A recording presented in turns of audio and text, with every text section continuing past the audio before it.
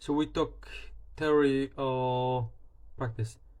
In practice, if you look on history, if you look on history of my nation, Poland, USSR, etc., these literally were two cheeks of the same problem.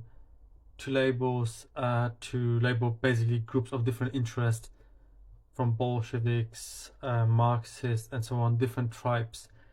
In theory, Marx was using them interchangeably, really. And of course, I know one of the academic things is that socialism still has some small essences of free trade and so on. We saw that in USSR. We saw how it works. We saw how in practice that leads to central system where economy fails because it kills competition, it kills creativeness, etc.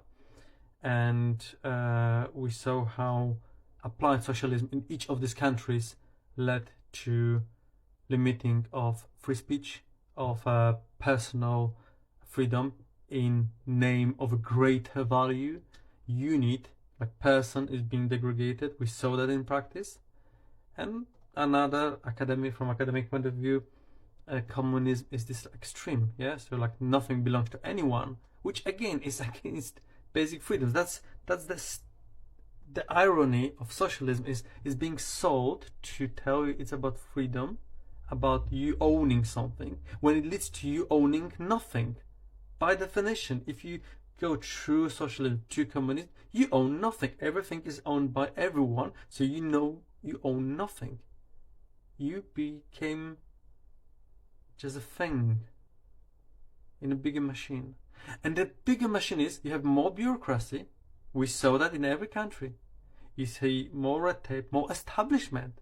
And this establishment starts to be so afraid of losing the power, it's starting to put people in gulags. We saw that.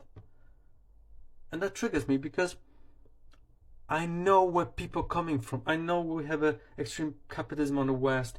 We need to control corporations. We need to control people who are avoiding taxation, wealthy people. I know that, yeah. But you wouldn't do that by throwing baby with a bath. We tried that in history. My nation struggled.